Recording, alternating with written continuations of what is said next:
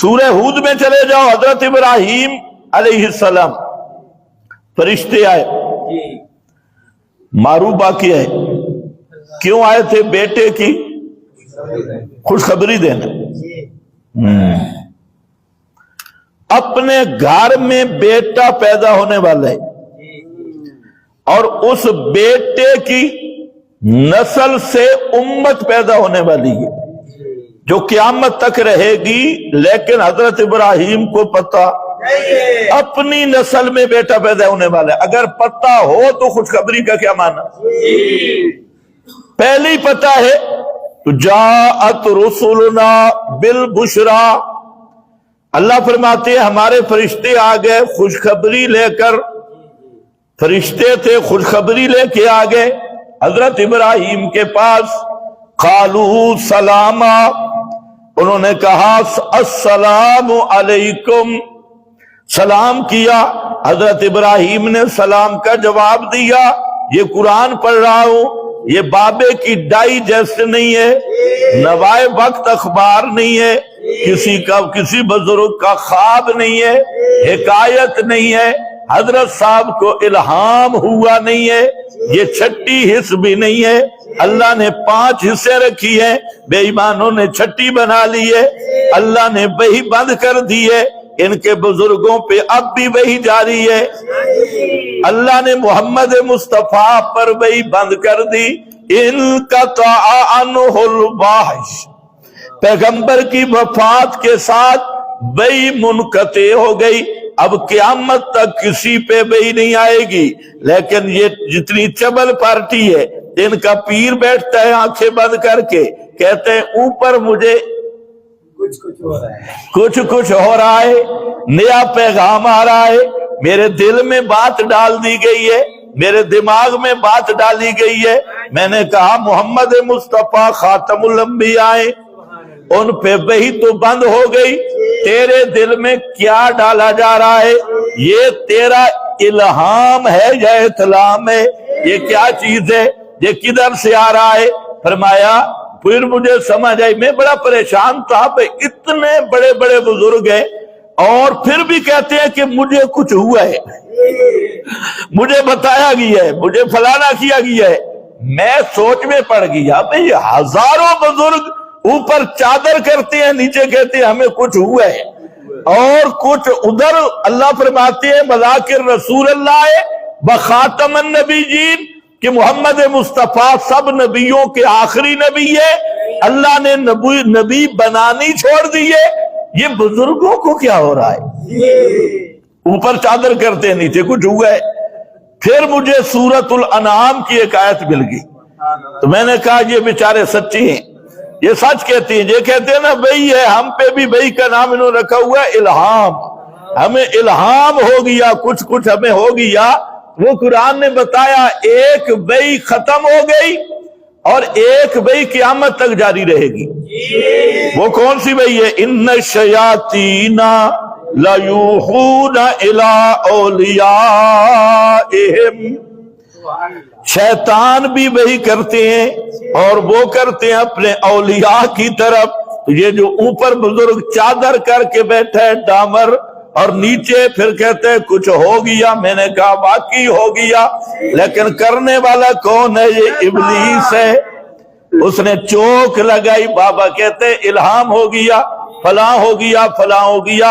اس لیے یاد رکھو رحمانی وحی محمد مصطفیٰ پہ ختم ہے، اور شیطانی وحی کبھی قادیانی کو ہوگی، کبھی کسی اور کو ہوگی، کبھی قادیانی کے نواسوں کو ہوگی، کبھی پوتوں کو ہوگی، لیکن یہ وحی کون سی ہے؟ یہ شیطانی وحی ہے، یہ شیطانی القاء ہے۔ خیر یہ مسئلہ حل ہو گیا۔ میں عرض کیا کر رہا تھا، کچھ یاد بھی ہے؟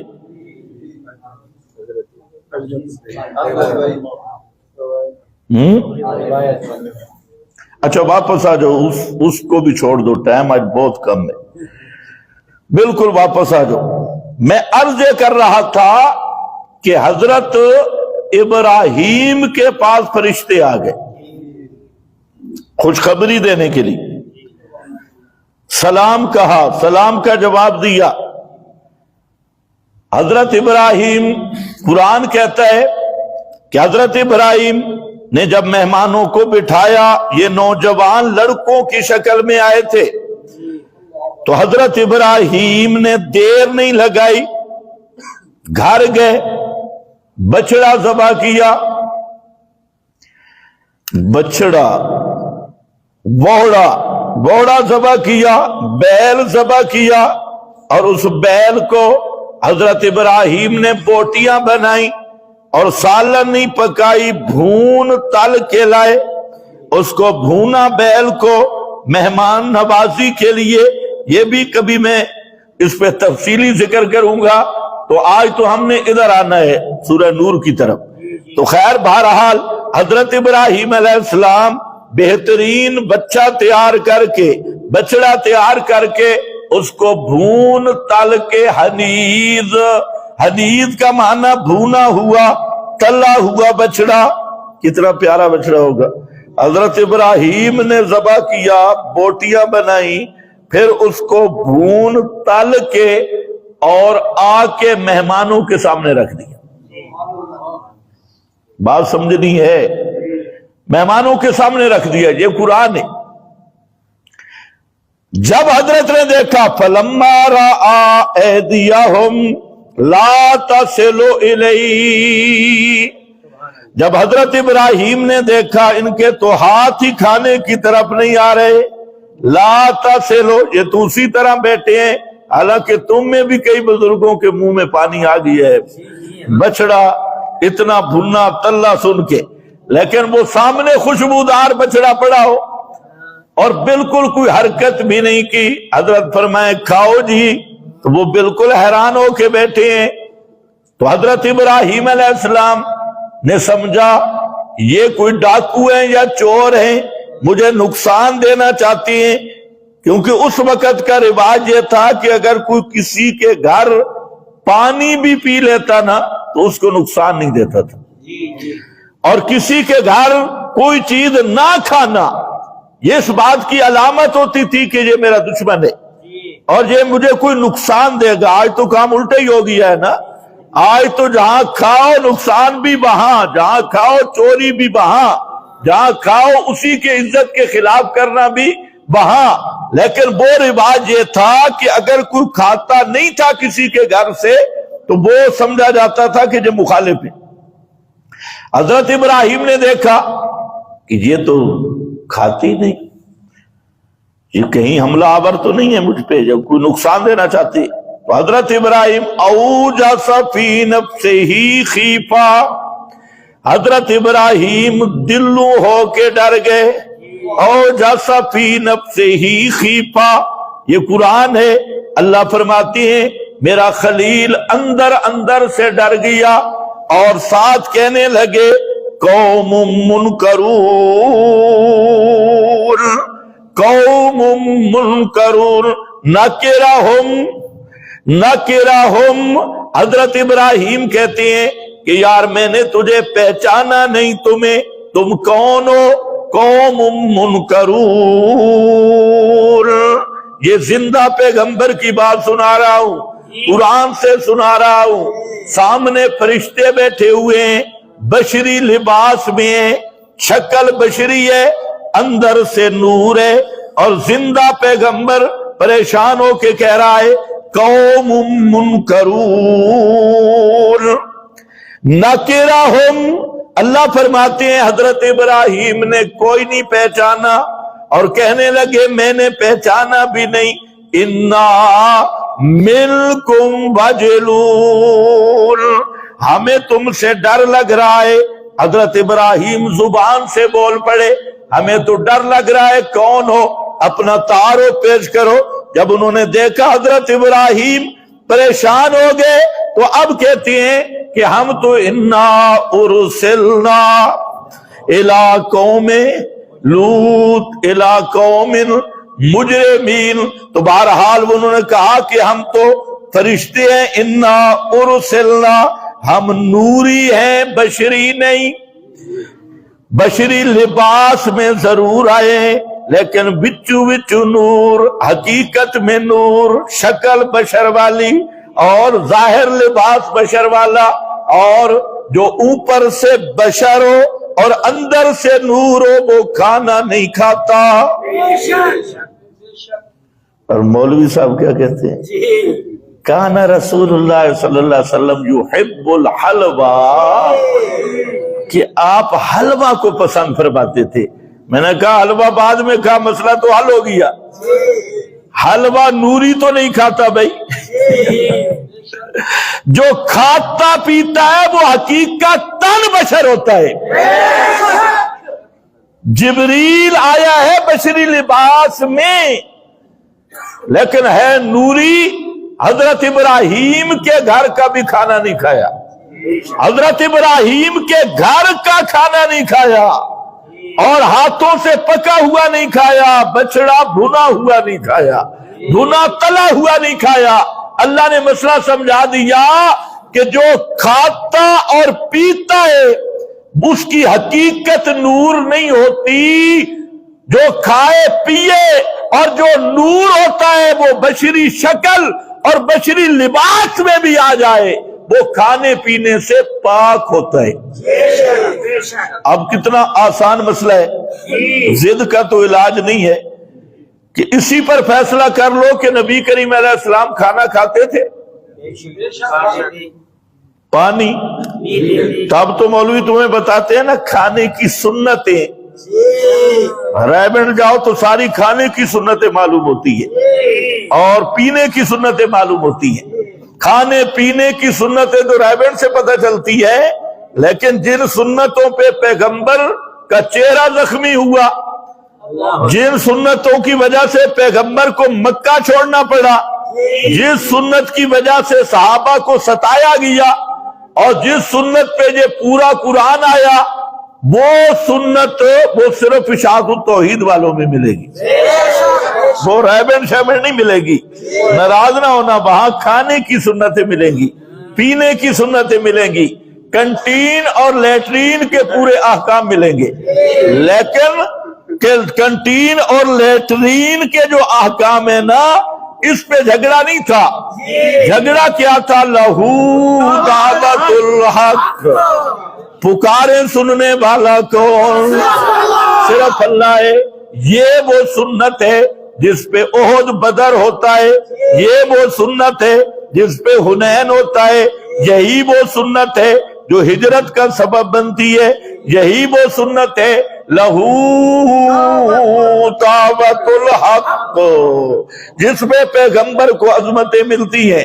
خیر بہرحال آ جاؤ، واپس آ جاؤ، آج تقریر کہیں اور ہی جا رہی ہے، آ جاؤ واپس آ جاؤ۔ اب ذرا مجھے آپ ایک بات ذرا سوچ کے بتانا، حضرت ابراہیم زندہ پیغمبر ہیں، میت نہیں، جاگ رہے ہیں، سوئے ہوئے نہیں، سامنے بیٹھے ہیں، درمیان میں پردہ نہیں، اور فرشتے آگے بشری صورت میں، بشری لباس میں۔ تو زندہ پیغمبر نے فرشتوں کو پہچانا؟ تھوڑا سا پردہ بشریت کا لگا ہوا ہے، اندر سارے حقیقتاً نور ہیں، لیکن زندہ پیغمبر سامنے بیٹھے ہوئے بھی فرشتوں کو پہچان سکا نہیں۔ یہ قرآن کا مسئلہ ہے۔ تو کہتے ہیں جناب اب امت کے عقیدے بھی دیکھ لو، پیر مرید کے ہر آن ساتھ ہے، کسی وقت جدا نہیں، ہر پیر مرید کے گھر کو بھی دیکھتا ہے، پیر مرید کی زنانی کی بھی حفاظت کرتا ہے، اس کو بھی دیکھ رہا ہوتا ہے۔ مرید پیر کو یہ بھی پتہ لگتا ہے کہ مرید گھر میں سویا کس وقت ہے، اٹھا کس وقت ہے۔ اگلی بات میں نہیں کرتا، خود سمجھ جاؤ، اور اگر سمجھ نہ آئے تو ملفوظات احمد رضا خان کی پڑھ لو کہ پیر کہاں کہاں موجود ہوتے ہیں اور پیر کیا تماشے کرتے ہیں مریدوں کے گھر۔ ملفوظات میں لکھا ہے، وہ منبر پہ نہیں بیان کرتا۔ خیر بہرحال میں عرض کر رہا ہوں، اور سارا جہان چھوڑ، مریدوں کی بات چھوڑ، یہاں تو زندہ پیغمبر کے سامنے فرشتے ہیں۔ سورہ ہود پڑھ رہا ہوں اور زندہ پیغمبر کو سامنے بیٹھے ہوئے فرشتوں کا بھی پتہ معلوم ہوتا ہے بغیر اسباب کے جاننے والا کون ہے؟ صرف اللہ ہے۔ زندہ خلیل بھی نہیں جانتا، اور کتنا بے ایمان پاپی ہے جو کہتا ہے مردہ بھی چڑی چڑا دیکھتا ہے۔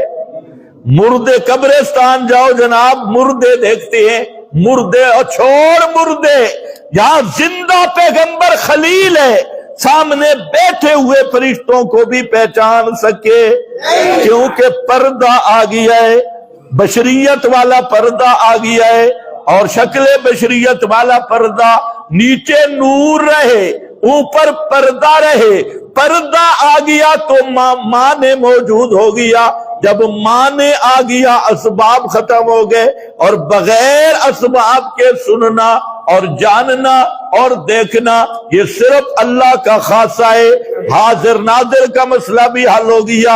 اگر حضرت ابراہیم ہر جگہ حاضر ناظر ہوتے، فرشتوں کو آتے بھی دیکھ لیتے، غیب دانی کا مسئلہ بھی حل ہو گیا۔ اور صرف ابراہیم کا نہیں، جی جب حضرت ابراہیم حویلی کے اندر بچڑا ذبح کر رہے تھے اور وہ فرشتے باہر بیٹھے تھے، اگر فرشتوں کو پتا ہوتا کہ ہمارے لیے بیل ذبح ہو رہا ہے تو وہ حضرت ابراہیم کا نقصان ہونے دیتے؟ بھائی انہوں نے تو کھانا ہی نہیں تھا، درمیان میں ایک چار دیواری اور باہر بیٹھے ہوا جبریل میکائیل فرشتے، وہ باہر بیٹھے ہیں اور اندر بچڑا ذبح ہو رہا ہے، پھر بوٹیاں بن رہی ہے، پھر اس کو بھونا جا رہا ہے، تلا جا رہا ہے، پھر اس کو پراتوں میں ڈالا جا رہا ہے، پھر حضرت ابراہیم ان کو لے آ رہے ہیں۔ یہ ساری کارروائی گھر کے اندر ہے، اور دیوار کے باہر بیٹھے ہوئے فرشتوں کو بھی پتہ نہیں کہ چار دیواری میں کیا چل رہا ہے، کیونکہ درمیان میں دیوار کی آڑ آ گئی، تو زندہ جبریل کو بھی پتہ نہیں ہے کہ اندر کیا چل رہا ہے، زندہ خلیل کو بھی پتہ نہیں کہ سامنے کون بیٹھا ہے۔ اللہ نے یہی مسئلہ سمجھانا تھا، قُلْ لَا يَعْلَمُ مَنْ فِي السَّمَاوَاتِ وَالْأَرْضِ الْغَيْبَ إِلَّا اللَّهُ۔ آسمانوں زمین کی کوئی مخلوق بھی ہر غیب کو نہیں جانتی، غیبوں کو جاننے والا کون ہے؟ اور غیب کس کو کہتے ہیں یہ بھی مولویوں کو نئے سرے سے سمجھانا پڑ گیا۔ غیب کہتے کس کو ہیں؟ ما غاب عن الحواس، ما غاب عن العباد۔ غیب کہتی ہیں ہر وہ علم جو بغیر اسباب کے ہو، ما فوق الاسباب علم کا نام علم غیب ہے۔ اللہ فرماتی ہیں نہ زمین والے جانتے ہیں نہ آسمانوں والے جانتے ہیں، کون جاننے والا ہے غیب کو؟ الا اللہ، صرف اللہ جاننے والا ہے۔ لا الہ الا اللہ، جیسے لا الہ الا اللہ، اللہ کے سوا کوئی ذاتی الہ بھی نہیں، عطائی الہ بھی نہیں، کلی الہ بھی نہیں، جزئی الہ بھی نہیں، اور کوئی ذلی الہ بھی نہیں، بروزی الہ بھی نہیں۔ لا الہ الا اللہ، اللہ کے سوا کوئی الہ نہیں۔ اسی طرح پہ فرمایا قُلْ لَا يَعْلَمُ مَنْ فِي السَّمَاوَاتِ وَالْأَرْضِ الْغَيْبَ إِلَّا اللَّهُ۔ اللہ کے سوا کسی کوئی ذاتی عالم الغیب بھی نہیں، کوئی عطائی عالم الغیب بھی نہیں، کوئی جزئی عالم الغیب بھی نہیں، کوئی کلی عالم الغیب بھی نہیں، کوئی ذلی عالم الغیب بھی نہیں، کوئی بروزی عالم الغیب بھی نہیں۔ ہر ایک کی ہر وقت جاننا یہ صرف اللہ کا خاصہ ہے۔ مسئلہ ثابت ہو گیا، اب پتہ چل گیا، انہوں نے کہا ہم تو فرشتے ہیں اور حضرت لوط کی طرف جا رہے ہیں۔ حضرت لوط کی قوم ان کی بدماشی، ان کی خباثتوں کا علاج کرنے جا رہے ہیں۔ اچھا، جب یہ بات ہوئی نا تو حضرت ابراہیم کی بیوی پردے کے پیچھے کھڑی تھی۔ پہلے تو سمجھا نا مہمان ہے، معلوم ہوتا ہے پردہ بہت پرانا آ رہا ہے۔ یہ الگ بات ہے کہ اب امت بے حیا ہو گئی، حالانکہ پردہ اسی طرح فرض ہے جیسے نماز فرض ہے۔ یہ مسئلہ نہ ملا بیان کرتا ہے، ملا کیا بیان کرے؟ مولوی کے اپنے گھر میں شرعی پردہ نہیں، یا مولوی کے اپنے گھر شرعی پردہ نہیں، اور بعض ایسے خبیث ہیں مولوی ہو کر کہتے ہیں یہ شرعی پردہ تو آج ممکن ہی نہیں، اور جو مولوی کہنا کہ شرعی پردہ اب ممکن نہیں، وہ مولوی کافر اور مرتد بن جاتا ہے۔ اس کا مطلب کیا ہے کہ اللہ کو نہیں پتا تھا، ایسا حکم دے دیا جس پر عمل کرنا ممکن ہی نہیں۔ اللہ نے تو فرمایا لا یکلف اللہ نفسا الا وسعہا، کہ ہم نے ایسا کوئی حکم نہیں دیا جس پہ عمل ممکن ہی نہ ہو، اور مولوی کہتا ہے شرعی پردہ آج دے دور ہے ممکن ہی نہیں، اور ممکن نہیں تو پھر اس کا مطلب کیا ہوگا کہ اللہ نے جو شریعت نازل کی اللہ جانتا ہی نہیں تھا معاذ اللہ کہ بعض احکام ایسے میں نازل کر رہا ہوں جس پہ عمل کرنا ممکن ہی نہیں۔ اس لیے یاد رکھ لو یہ پردے کا مسئلہ معمولی مسئلہ نہیں، یہ پردہ شرعی پردہ، ایک تو ہے نا فیشنی پردہ اور صرف ریاکاری والا پردہ، شرعی پردہ یہ اسی طرح فرض ہے جس طرح نماز فرض ہے، جس طرح روزہ فرض ہے، یہ فرض عین ہے۔ اور کہتے ہیں جی ہمیں تو اعتبار ہے اپنی زنانیوں پہ، میں نے کہا تیری زنانیاں اور تیری رشتہ داریں یہ افضل ہیں یا وہ افضل ہیں جن کو اللہ نے فرمایا لستن کاحد من النساء؟ اس کائنات میں ازواج مطہرات کی طہارت جن کو اللہ نے یطہرکم تطہیرا کا تمغہ دیا، جن کو لیذہب عنکم الرجس، اللہ نے ان سے رجس کو دور کر دیا۔ پیغمبر کی دنیا میں بھی بیویاں اور جنت میں بھی وہی نبی کی بیویاں، ان کے لیے فرمایا کہ اللہ رب العزت نے ان کو پردے کے احکام نازل فرما دیے، اور امت کے وہ جو بیٹے روحانی بیٹے ہیں اور وہ امہات المومنین ہیں بیٹے روحانی تھے، فرمایا تمہارا ان صحابہ سے بھی پردہ ہے۔ آپ اسی کو سمجھ لیں، کہتے ہیں جی دل کا پردہ ہونا چاہیے، برقعے والا نہیں، دل والا پردہ۔ دل والا پردہ ختم اللہ علی قلوبہم، جو شریعت کے مقابل مسئلے گھڑے تو اس کے دل پہ خدا کی لعنت کی مہر لگی ہوئی ہے۔ اس لیے قیامت کے دن یہ نہ کہنا کہ کسی نے نہیں بتایا، میں بتا رہا ہوں کہ یہ جو پردہ ہے شرعی پردہ یہ اسی طرح فرض ہے جیسے نماز فرض ہے، اور جو اس کا منکر ہے وہ کافر ہے، جو عمل نہیں کرتا وہ بڑے پرلے درجے کا فاسق ہے۔ ادھر تماشا پورا ماحول غلط ہو گیا ہے، یہ چولہے سے اٹھا ہے ادھر چولہے پہ جا کے بیٹھا ہے، صبح صبح پھر رہا ہے جیسے بکھی بلی پھرتی ہے، کبھی اس چولہے پہ کبھی اس چولہے پہ کبھی اس چولہے پہ۔ اور یہ میں ایک جگہ پہ گیا میاں والی کے قریب، وہاں کے جو ائمہ مساجد تھے مولوی حضرات، وہ صبح چولہوں پہ زنانیوں کے ساتھ بیٹھ کے ادھر چائے کی چسکی لگائی، ادھر لگائی ادھر لگائی۔ وہ میری تقریر ہو گئی، میں نے پردے والا مسئلہ بیان کیا، وہ اب تک میرے ساتھ ناراض ہے۔ میں نے کہا سارے ان جنگلی بلوں کو دور کرو۔ ہاں جی مولوی صاحب آئے، مولوی صاحب ہے نا، مولوی صاحب تو یاد رکھو یہ شرعی پردہ کیا ہے؟ بولو بولو، یہ فرض ہے اور نماز کی طرح فرض ہے۔ اگر کوئی مولوی ہے امام ہے اس کی بیوی کا شرعی پردہ نہیں، وہ فاسق معلن ہے اور اس کے پیچھے نماز نہیں ہوتی۔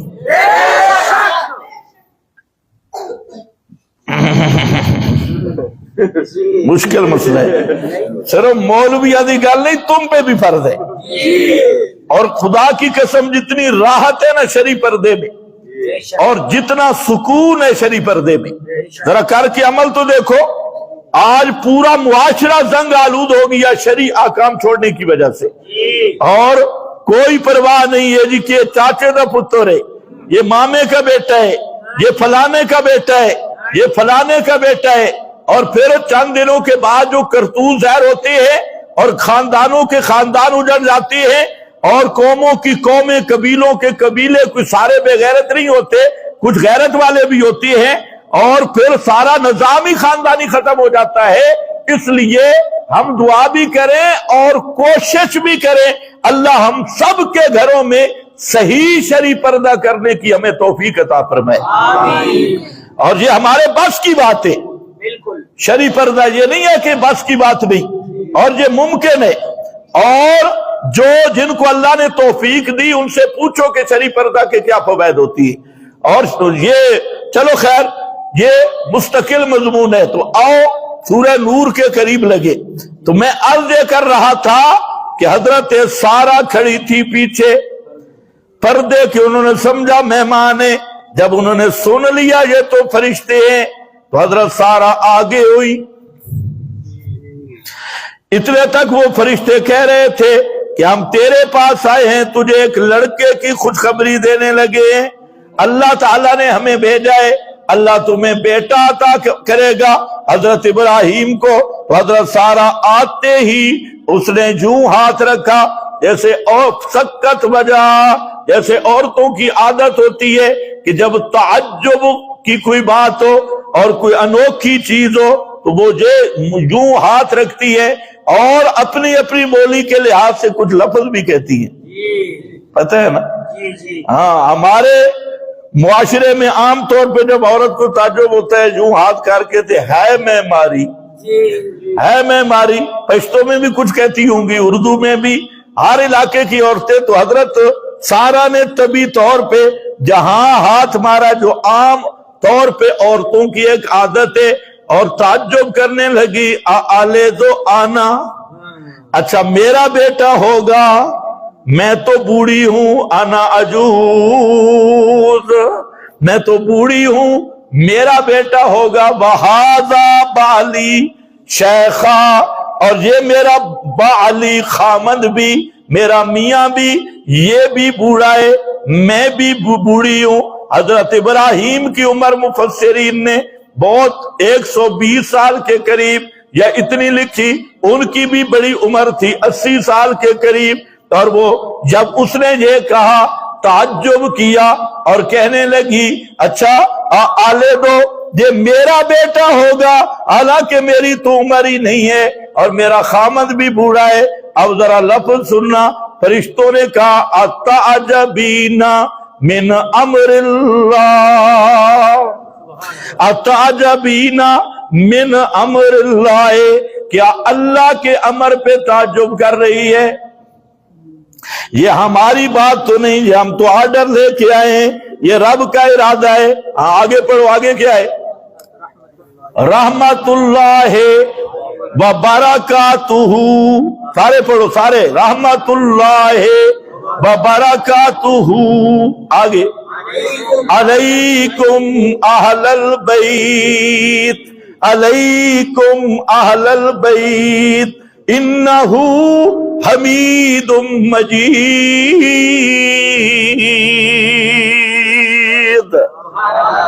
اچھا ایک دفعہ درود پڑھو ذرا، اللہم آگے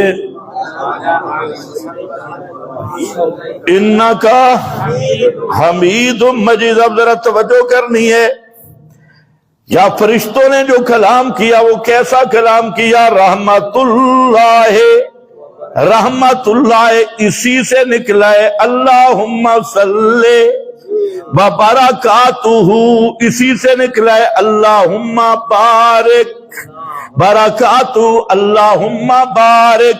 اور آگے کیا ہے؟ علیکم اہل البیت، یہ اہل البیت کون ہے یہاں؟ بولو بولو بولو، اہل بیت کون ہے؟ کون کھڑی تھی؟ حضرت ابراہیم کی بیوی، وہ جو تعجب کر رہی تھی کہ آلے دو آنا، میں بیٹا جنوں گی، میرا بیٹا ہوگا، میں تو بوڑھی ہوں اور یہ میرا خامند بھی بوڑھا ہے، توجہ میری طرف۔ اور اگر توجہ کی تو کئی مسئلے حل ہو جائیں گے، سورہ نور انشاءاللہ اگلے جمعے پہ کئی مسئلے حل ہو جائیں گے، جہاں پر آلے دو کیا میں جنوں گی، تو جہاں اہل البیت فرشتوں نے کس کو کہا؟ بولو بولو اونچے کہو، یہاں تو ہے ہی بی بی، یا بی بی کے علاوہ کوئی دوسرا ہے ہی نہیں۔